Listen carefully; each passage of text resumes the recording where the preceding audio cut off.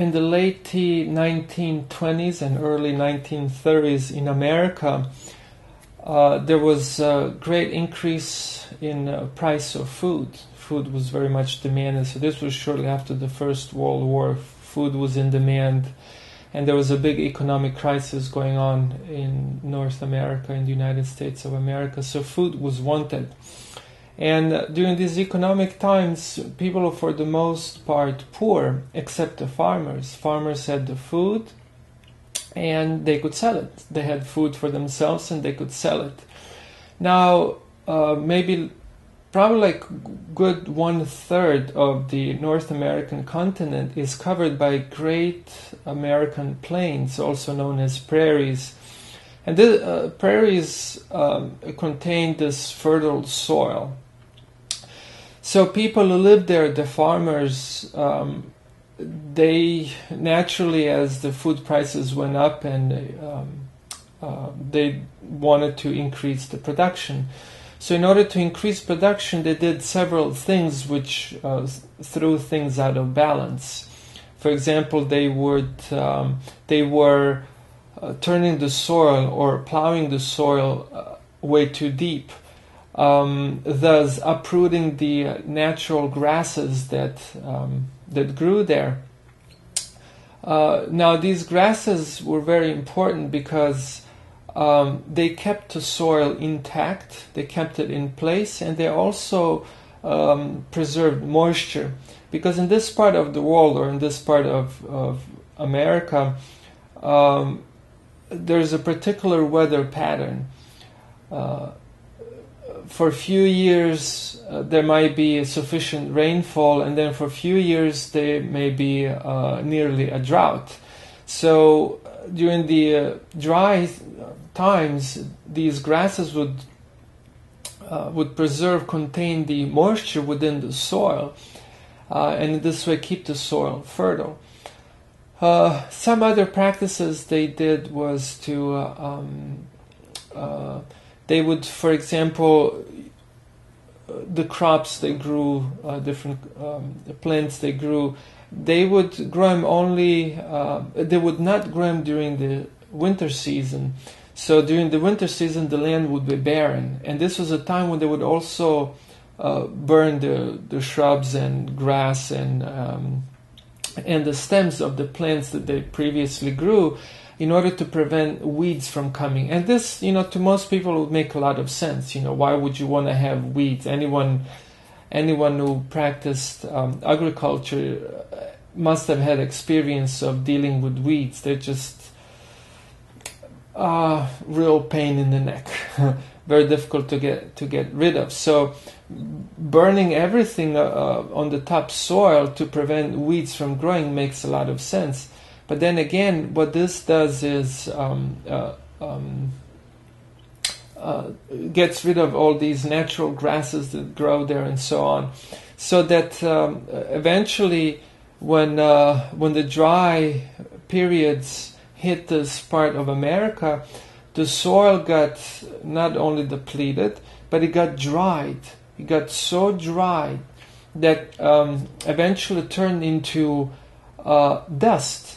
Literally, it was almost like pulverized, became complete dust. Now, in the Great American Plains, because they're plains, they're largely flat, winds pick up great speed, and there's a lot of wind throughout the year.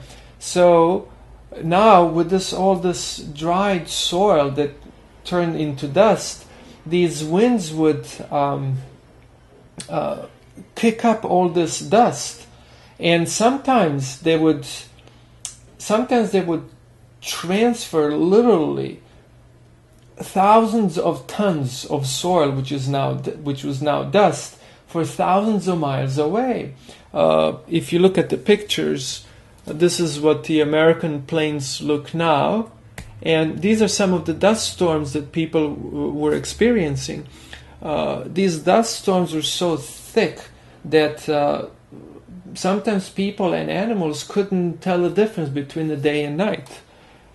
This is a farmer somewhere in the American prairies. This is a dust storm coming over a town.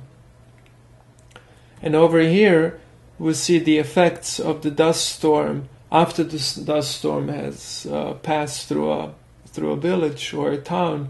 You can see the carriage here completely being buried in a vehicle house. This is a little boy in one of those dust storms. So because the soil got depleted and dried, and because these high winds carried, it's actually stated in Wikipedia that 75% of the topsoil of American plains got dislocated, and much of it ended up as far as Atlantic Ocean. I mean, that's amazing. That amount of, we're talking about thousands of tons of soil that got dislocated. So because of the drought, because of the loss of soil, because of now pulverized soil that turned into dust, all these farmers could not maintain themselves. Many lost their homes to mortgages, foreclosures, and even those who owned their properties completely, they couldn't stay there because they couldn't produce anything. They couldn't feed themselves, their families. They couldn't sell anything. So many even died. Some even died from malnutrition and so on. So there was a big migration. Hundreds of thousands of Americans moved away from the American prairies, and many have settled, for example, in California, where they lived quite poorly. They lived a life of destitute. They were known as migrant workers because they would go from farm to farm begging for some work, and they would work for anything in exchange for food, or they would get little money, great. And in between works, they were basically homeless, and there are a few images here you can see. This is a typical family during those days. Kind of very emotionally impacting image. This one too. Mom with 2 hungry children. So anyhow, I'll switch this image. It's a bit too intense for me to look at. Now this is the map of America. As you can see, the green area, those are the American prairies, or the American, what you call them, the area we're talking about. So that's like nearly 1/3 of the American continent. So to go back to how it all started, this whole incident started with people who wanted to produce more, than the land would allow, and therefore they experienced an imbalance. Now this is a very important thing, the balance. Balance is supreme. Balance is something you can never violate. If anyone ever thinks they beat the system of balance, they just need to wait a little bit, because balance is indestructible. And this is rather an extreme example, but it's a good example where we see balance is something like if you have a balloon, a rabbit-shaped balloon. If you grab onto the ear of the rabbit balloon, then and squeeze it, it has to expand somewhere else. So it will expand maybe in its foot like this. So similarly, these people wanted to produce more than the land allowed, and therefore there were consequences to it. And I think that often people who are insincere or incongruent with the life, with the world, with balance, they tend to think in such terms. Especially modern people, I feel. So, for example, we like to, when we're sick, we just like to swallow a pill. You swallow a pill and you're back to normal. You don't want to go through the trouble of doing it the right way, which is, perhaps fasting, eating certain things which you probably don't like, and not eating other things which you probably do like.